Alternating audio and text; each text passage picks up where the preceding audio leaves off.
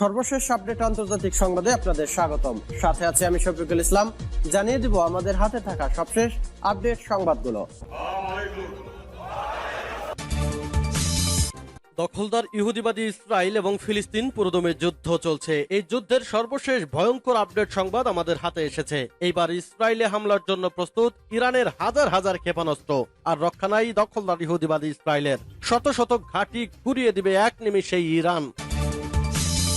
এরপর জানিয়ে দেব 6 মাসে হামাসের টানেল নেটওয়ার্ক কতটা ধ্বংস হয়েছে। এদিকে সব জিম্মির মুক্তি ছাড়া যুদ্ধবিরতিতে রাজি নয় ইসরায়েল। জানিয়ে দেব কাশ্মীরের নিরাপত্তায় নতুন বিপদ, হাইব্রিড সন্ত্রাসীরা। এবং সর্বশেষ জানিয়ে দেব চলতি মাসেই মুক্তি পাচ্ছেন ইমরান খান। এতক্ষণ শুনছিলেন সংবাদ শিরোনাম, এখন বিস্তারিত। অনুরোধ থাকবে ভিডিওটিতে একটি লাইক দিন, কমেন্টস করে জানিয়ে দিন আপনি কোন জেলা থেকে বা কোথা থেকে এই সংবাদটি শুনছেন। ভিউয়ার্স, আজকে সংবাদের সব থেকে গুরুত্বপূর্ণ বিষয় হচ্ছে ইসলামী প্রজাতন্ত্র ইরান ইসরায়েলকে ধূলিসাৎ করে দেওয়ার জন্য হাজার হাজার রকেট ক্ষেপণাস্ত্র ইসরায়েলের দিকে তাক করে রেখেছে, যে কারণে দম বন্ধ হয়ে যাচ্ছে ইহুদিবাদী প্রধানমন্ত্রী বেজম্মা নেতানিয়াহুর। এতে আপনি কি আনন্দিত? ইনশাআল্লাহ অচিরেই ফিলিস্তিন একটি স্বাধীন মুসলিম রাষ্ট্রে পরিণত হবে আর ধ্বংসস্তূপ হওয়ার অপেক্ষায় রয়েছে ইসরায়েল। ইসরায়েলে হামলার জন্য প্রস্তুত ইরানের হাজার হাজার ক্ষেপণাস্ত্র। সিরিয়ায় ইরানের দূতাবাসে হামলাকে কেন্দ্র করে উত্তপ্ত হয়ে আছে মধ্যপ্রাচ্যের পরিস্থিতি। একদিকে ইরানের পক্ষ থেকে যে কোনো সময় হামলার আশঙ্কার দিন গুনছে ইসরায়েল, অন্যদিকে ঠিক কোন পদ্ধতিতে প্রতিশোধ দেওয়া হবে তা নিয়ে ভাবছে তেহরান। এমন পরিস্থিতির মধ্যে বিশ্বজুড়ে ছড়িয়ে থাকা ইসরায়েলি দূতাবাসগুলো নিয়ে সতর্কবার্তা উচ্চারণ করছে ইরান। এমনকি প্রস্তুত রাখা হয়েছে বেশ কয়েক ধরনের হাজারো ক্ষেপণাস্ত্র। তবে কি একই কায়দায় ইসরায়েলের উপর প্রতিশোধ নেবে ইরান? ইরানের সর্বোচ্চ নেতা আয়াতুল্লাহ খামেনির সিনিয়র উপদেষ্টা ইয়াহিয়া রহিম সাফাতি বলেছেন, ইসরায়েলের কোনো দূতাবাসই আর নিরাপদ নয়। তিনি ইসরায়েলের সঙ্গে তেহরানের মুখোমুখি অবস্থানকে বৈধ এবং আইনসম্মত অধিকার হিসেবে দেখেন। ইরানের সংবাদ মাধ্যমগুলোতে বলা হয়েছে, ইসরায়েলে আঘাত করতে সক্ষম ইরানের এমন 9 ধরনের ক্ষেপণাস্ত্র আছে। গত সপ্তাহে সিরিয়ার রাজধানী দামেস্কে ইরানের কনসুলেটে হামলা চালিয়ে কুদস ফোর্সের commander brigadier general Mohammad Reza Zahedi এবং তার ডেপুটি জেনারেল মোহাম্মদ হাদি হাজরিয়াহিমিকে হত্যা করেছে ইসরায়েল। এছাড়া আইআরজিসির আরেক কর্মকর্তা brigadier general Hossein Amir Allah এতে নিহত হন। ইরানের কাছ থেকে হামলার হুমকি আসার পরই পরিস্থিতি পর্যালোচনা করে প্রতিরক্ষা বাহিনীর সব যোদ্ধা ইউনিটের ছুটি সাময়িকভাবে স্থগিত রাখার সিদ্ধান্ত নিয়েছে ইসরায়েলি বাহিনী। তারা জানায়, ইসরায়েল এখন যুদ্ধ পরিস্থিতিতে আছে এবং প্রয়োজন অনুযায়ী সেনা মোতায়েনের বিষয়টি অব্যাহত মূল্যায়ন কার্যক্রমের অধীনে রয়েছে। এছাড়া সম্ভাব্য হামলার আশঙ্কায় নিজেদের আকাশ প্রতিরক্ষা ব্যবস্থা জোরদার করেছে ইসরায়েল। এছাড়া ইসরায়েলের বিভিন্ন গণমাধ্যম জানিয়েছে, ইরানের হামলার আশঙ্কায় ইসরায়েলের বিভিন্ন দূতাবাসকে সতর্ক অবস্থায় রাখা হয়েছে অথবা খালি করা হয়েছে। তবে বিষয়টির সত্যতা সম্পর্কে নিশ্চিত হওয়া যায়নি। যদিও ইরানি দূতাবাসে হামলার ঘটনায় নিজেদের সংশ্লিষ্টতার কথা আনুষ্ঠানিকভাবে স্বীকার করেনি ইসরায়েল। এদিকে ইরানের সঙ্গে চলমান এই উত্তেজনার মধ্যেই লেবাননেও হামলা চালিয়েছে ইসরায়েল। শনিবার দিবাগত রাতে ইরানপন্থী শক্তিশালী সশস্ত্র গোষ্ঠী হিজবুল্লাহর প্রশিক্ষণ শিবিরে হামলা চালানো হয়। ইসরায়েল রোববার ভোরে পূর্ব লেবাননের বেকা উপত্যকায় বিমান হামলা চালিয়েছে, বার্তা সংস্থা রয়টার্সের এক প্রতিবেদনে বলা হয়। লেবাননে একটি ইসরায়েলি ড্রোন ভূপাতিত করার কয়েক ঘন্টা পর এই হামলার ঘটনা ঘটল। 6 মাসে হামাসের টানেল নেটওয়ার্ক কতটা ধ্বংস হয়েছে। গত বছর 7 অক্টোবর হামাসের নজিরবিহীন হামলার শিকার হওয়ার পর ফিলিস্তিনিদের সশস্ত্র এই সংগঠনটিকে গুড়িয়ে দেওয়ার এবং নিশ্চিহ্ন করে ফেলার প্রতিজ্ঞা নিয়ে গাজার উপর ঝাঁপিয়ে পড়েছিল ইসরায়েল, যাতে হামাস আর কোনোদিন দেশটির জন্য হুমকি হয়ে উঠতে না পারে। গাজায় ইসরায়েলের সেই অভিযানের 6 মাস পেরিয়ে গেছে। এই 6 মাসে 33,000-এর বেশি বেসামরিক ফিলিস্তিনি প্রাণ হারিয়েছেন। নিহতদের একটি বড় অংশ নারী ও শিশু। গাজার বেশিরভাগ এলাকা ধ্বংসস্তূপে পরিণত হয়েছে। গাজার প্রায় 23 লাখ মানুষের সবাই বাস্তুচ্যুত, অনাহারে দিন কাটাচ্ছে এবং ছোট্ট এই ভূখণ্ডটিতে দুর্ভিক্ষ আসন্ন। ইসরায়েলের দাবি, তাদের অভিযানে হাজার হাজার হামাস যোদ্ধা নিহত হয়েছেন। সেই সঙ্গে তারা গাজায় হামাসের ভূগর্ভস্থ সুড়ঙ্গ নেটওয়ার্কের বেশিরভাগটাই ধ্বংস করে দিতে সক্ষম হয়েছে। সেই সুড়ঙ্গ নেটওয়ার্ক ব্যবহার করেই সবার চোখের আড়ালে হামলা চালাত হামাস। হামাসকে নির্মূল করার অংশ হিসাবে ইসরায়েল গাজার নিচে সশস্ত্র গোষ্ঠীটির বিস্তীর্ণ টানেলের নেটওয়ার্ক ধ্বংস করার প্রতিশ্রুতি দিয়েছিল, যা তারা পণ্য আনা নেওয়া এবং মানুষের সরানোর কাজে ব্যবহার করত। আইডিএফ এর মুখপাত্র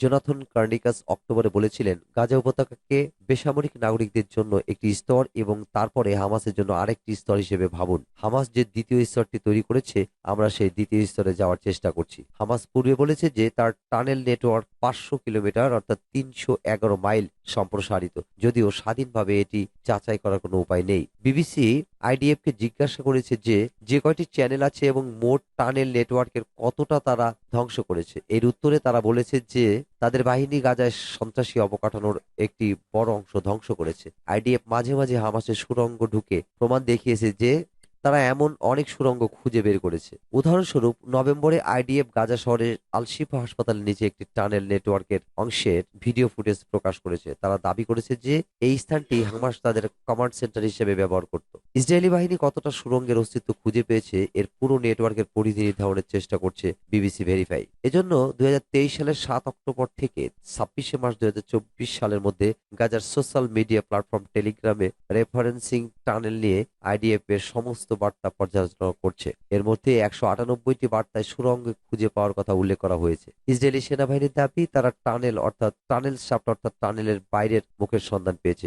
আরও 141টি বার্তায় দাবি করা হয়েছে যে আইডিএফ একটি টানেল ধ্বংস বা গুড়িয়ে ফেলেছে। তাদের বেশিরভাগই সুনির্দিষ্ট বিশদ বিবরণ বা নির্দিষ্ট অবস্থান দেয়নি। তাই আইডিএফ যে নেটওয়ার্কটি উন্মোচিত করেছে বা ধ্বংস করেছে সে সম্পর্কে নিশ্চিত হওয়া সম্ভব নয়। গাজার মাটির নিচের গোলকধাঁধার বেশ কয়েকটি অংশ রয়েছে, যার মধ্যে রয়েছে সুড়ঙ্গের রুট এবং বিভিন্ন আকারের কক্ষ।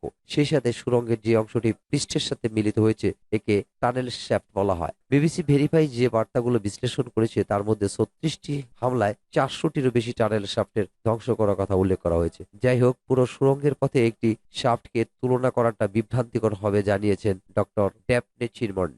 তিনি ভূগর্ভস্থ যুদ্ধের বিশেষজ্ঞ, যিনি ইসরায়েলের রাইসম্যান বিশ্ববিদ্যালয়ে শিক্ষকতা করেন। তার মতে টানেল শ্যাফট গুড়িয়ে দিলেও এর ভেতরে সুড়ঙ্গের নেটওয়ার্কটি অক্ষত থাকে। আমি মনে করি না যে আমরা এই যুদ্ধে সুড়ঙ্গগুলো সম্পূর্ণভাবে ধ্বংস করে বা ধ্বংস হতে দেখেছি। সব জিম্মির মুক্তি ছাড়া যুদ্ধবিরতিতে রাজি না ইসরায়েল। সব জিম্মির মুক্তি ছাড়া যুদ্ধবিরতিতে রাজি হবে না ইসরায়েল। রোববার 7 এপ্রিল এমন মন্তব্য করেন দেশটির প্রধানমন্ত্রী বেনিয়ামিন নেতানিয়াহু। তিনি বলেন, হামাসের দাবি দেওয়া মেনে নেওয়া মানে 7 অক্টোবরের ঘটনার পুনরাবৃত্তির সুযোগ দেওয়া। নেতানিয়াহু এমন সময় এ ধরনের মন্তব্য করলেন যখন কায়রোর, মিশর, কাতার ও যুক্তরাষ্ট্রের মধ্যস্থতায় নতুন করে যুদ্ধবিরতি আলোচনা শুরু হয়েছে। নেতানিয়াহুর দাবি, ইসরায়েল চুক্তিতে রাজি নতি স্বীকারে নয়। বলেন হামাসের এক্সট্রিম চাহিদা মেনে নেবেন না তারা। ফিলিস্তিনি সংগঠনের উপর চাপ দেওয়ার আহ্বান জানান আন্তর্জাতিক মহলের প্রতি। তেল আবিবের পাশে থাকায় সাধুবাদ জানান যুক্তরাষ্ট্রের প্রতি। রণক্ষেত্রে সাফল্যের কথাও বলেন। জানান হামাসের 24টি ব্যাটালিয়নের মধ্যে 19টি বিতাড়িত করছে ইসরায়েলি সেনারা। বিজয় থেকে মাত্র 1 কদম দূরে তেল আবিব, এমনও দাবি করেন। ইসরায়েলের প্রধানমন্ত্রী বলেন, জিম্মিদের ফিরিয়ে না আনলে যুদ্ধবিরতি হবে না। এটা আমাদের সরকারের নীতি। ইসরায়েল নয়, হামাসের কারণেই বাধাগ্রস্ত হচ্ছে চুক্তি। হামাসের দাবি দেওয়াগুলো এমন যে যুদ্ধ বন্ধ হবে, আবার তাদের অস্তিত্বও টিকে থাকবে, যাতে আমাদের নাগরিক ও সেনাদের জন্য হুমকি তৈরি করতে পারে। তবে তা হবে না। কাশ্মীরের নিরাপত্তায় নতুন বিপদ, হাইব্রিড সন্ত্রাসীরা। ভোটের আগে ভারত অধিকৃত কাশ্মীরে নিরাপত্তারক্ষীদের মাথা ব্যথার কারণ হয়ে দাঁড়িয়েছে হাইব্রিড সন্ত্রাসীরা। হাইব্রিডরা চেনা সন্ত্রাসবাদী নয়, পুলিশের খাতায় তাদের নাম নেই, তারা এমনিতে বিভিন্ন পেশার সাথে যুক্ত। তেমন কিছু মানুষের হাতে সাময়িকভাবে অস্ত্র তুলে দিচ্ছে সন্ত্রাসবাদীরা। সহিংসতার দায়িত্ব দেওয়া হচ্ছে, তারা চুপচাপ সেই কাজটা করে চলে যাচ্ছে স্বাভাবিক জীবনে। এদেরকেই বলা হচ্ছে হাইব্রিড। কাশ্মীরের সর্বোচ্চ মোতায়েন রয়েছে আধা সেনাবাহিনী। একটু দূরে দূরে রাস্তায়, গুরুত্বপূর্ণ ভবনের সামনে, ছাদে চোখে পড়বে তাদের। রাস্তার সামনে চক্কর দিচ্ছে সিআরপিএফ এর গাড়ি। নিরাপত্তার এই আবহে সহিংসতা আগের তুলনায় অনেকটাই কম। সূত্র জানাচ্ছে এই পরিস্থিতিতে কৌশল বদল করছে সন্ত্রাসবাদীরা। তারা সন্ত্রাসের কাছে যুক্ত করছে হাইব্রিডদের। এই হাইব্রিডরা অনেকটা সুপারি কিলারের মতো। তাদের উপর নির্দিষ্ট দায়িত্ব দেওয়া হচ্ছে, তারা কাজ শেষ করে অস্ত্র ফেরত দিয়ে দিচ্ছে, তারপর পেশাগত কাজকর্ম স্বাভাবিকভাবে করছে, সময় কাটাচ্ছে পরিবারের সাথে। আগে কাশ্মীরের তরুণরা সন্ত্রাসবাদী হলে রীতিমতো সামাজিক যোগাযোগ মাধ্যমে অস্ত্র হাতে তুলে দেওয়ার ছবি দিয়ে ঘোষণা করে দিত। তারা সন্ত্রাসে, সহিংসতায় দীক্ষিত হয়েছে, ফলে তাদের চিহ্নিত করতে, তাদের মোকাবেলা করতে নিরাপত্তা বাহিনীর কিছুটা সুবিধা হতো। এখন হাইব্রিডদের ক্ষেত্রে সেই সুবিধা নেই। শ্রীনগরে এক সরকারি কর্মকর্তা জানান, সম্প্রতি এমন দুটো ঘটনা ঘটেছে, দুটি ক্ষেত্রেই কয়েকদিনের মধ্যে পুলিশ হাইব্রিডকে চিহ্নিত করে তাদের ধরতে পেরেছে। শুধু কয়েকদিন সময় লেগেছে। বিরোধী রাজনীতিকরা হাইব্রিডদের প্রসঙ্গ তুলছেন। তারা বলছেন আইন শৃঙ্খলা পরিস্থিতি আগের থেকে ভালো হয়েছে। এটা ঠিক, তবে শান্তি এসেছে এটা বলা যাবে না। সিপিএম এর ইউসুফ তারিক আলী, এনসির ইমরান নবি ডট, পিডিপির মোহিত ভান, পণ্ডিতের নেতা সঞ্জয় টিক্কু সকলেই এ বিষয়ে একমত। তাদের অনেকেই হাইব্রিডদের প্রসঙ্গ তুলে জানান, ভালো পেশার সাথে যুক্ত শিক্ষিত এই অজানা সন্ত্রাসীরা চিন্তার কারণ হয়ে দাঁড়িয়েছে। তাই কাশ্মীরের এই আপাত শান্তির পেছনে অশান্তির মেঘও আছে। কিন্তু কর্মকর্তারা জানান, হাইব্রিডদের সহিংসতার খুব বেশি ঘটনা ঘটেনি। ভোটের কাশ্মীরেও সহিংসতার ঘটনা নেই বললেই চলে। তারা অবশ্যই সতর্ক, কিন্তু এখনই অ্যালার্ম বেল বাজানোর কারণ ঘটেনি। তারিক আবির দাবি, কাশ্মীরের পরিস্থিতি অনেকটা ঝড়ের আগের শান্তির মতো। পণ্ডিতদের নেতা সঞ্জয় টিক্কু বলেন, পর্যটক হিসেবে ঘুরে দেখলে মনে হবে সব ঠিক। আমরা যারা এখানে আছি তাদের কাছে পরিস্থিতিটা কতটা চিন্তার। কার পকেটে রিভলভার আছে তা কে জানে। এক সরকারি কর্মকর্তা জানান, ভোটের দিনক্ষণ ঘোষণার পর একটা জায়গা থেকে প্রচুর অস্ত্র ও গুলি উদ্ধার হয়েছে। দু একটা জায়গায় নিরাপত্তা বাহিনীর সাথে উগ্রবাদীদের সংঘর্ষ হয়েছে। শ্রীনগর ও আশেপাশের এলাকা কার্যত ঘটনাশূন্য, কিন্তু সীমান্তের দিকে কিছু উত্তেজনাপ্রবণ এলাকা এখনো আছে। সে এলাকায় অনেকটা শান্ত। যেহেতু কাশ্মীরের নিরাপত্তা নিয়ে জিরো টলারেন্স নীতি দেওয়া হয়েছে, তাই হাইব্রিডদের নিয়ে চিন্তা তো আছেই। সূত্র ডয়চে ভেলে। চলতি মাসে মুক্তি পাচ্ছেন ইমরান খান। পাকিস্তানের সাবেক প্রধানমন্ত্রী ইমরান খান চলতি মাসে মুক্তি পেতে পারেন বলে আশা করছেন তার দল পাকিস্তান তেহরিক ইনসাফের নেতারা। দলটির জ্যেষ্ঠ নেতা লতিফ খোসার বরাতে পাকিস্তানি সংবাদ মাধ্যম জিও নিউজের প্রতিবেদন থেকে এ তথ্য জানা গেছে। রোববার জিও নিউজের নয়া পাকিস্তান নামে একটি অনুষ্ঠানে তিনি বলেন, আমি এটি নিশ্চিত করে বলছি যে পিটিআইয়ের প্রতিষ্ঠাতা ইমরান খান এই এপ্রিলেই মুক্তি পাবে।